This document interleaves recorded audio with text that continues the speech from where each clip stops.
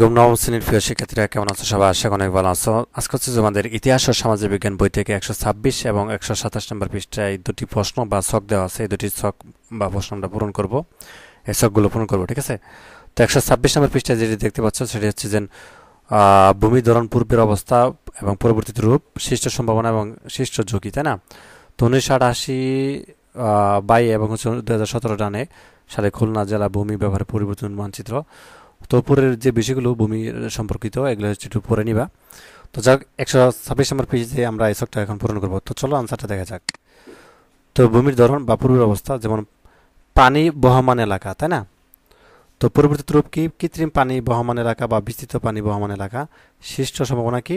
মৎস্য চাষে অর্থাৎ বিপুল সম্ভাবনা সৃষ্টি বা হচ্ছে মৎস্য চাষে সফলতা লাভ। আর সৃষ্ট ঝুঁকি কি? ধান ক্ষেত হ্রাস পেয়েছে বা যা খাদ্যশস্য উৎপাদন নেতিবাচক প্রভাব রাখে। তারপর হচ্ছে ধান ক্ষেত।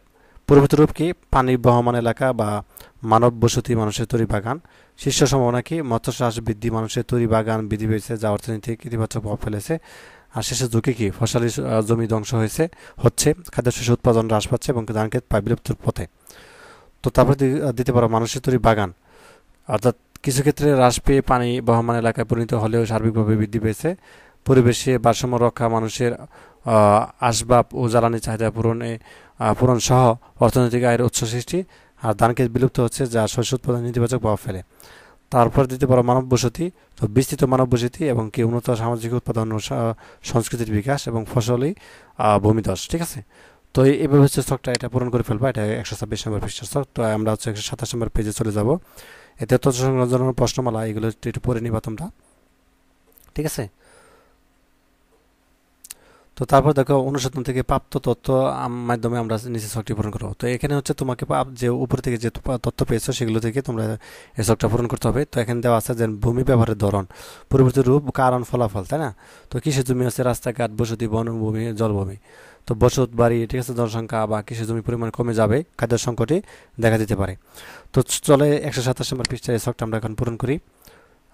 তো এই যে ছকটা আমাদের রয়েছে, তো এটা যদি আমরা পূরণ করি, তো এখানে দেখো যে কৃষি ভূমি ব্যবহারের ধরন, তো কৃষি জমি, তাই না? তো পরবর্তী রূপ কি? বসত বাড়ি। কারণ কি? জনসংখ্যা বৃদ্ধি। ফলাফল কি? কৃষি জমির পরিমাণ কমে যাবে, খাদ্য সংকট দেখা দিতে পারে।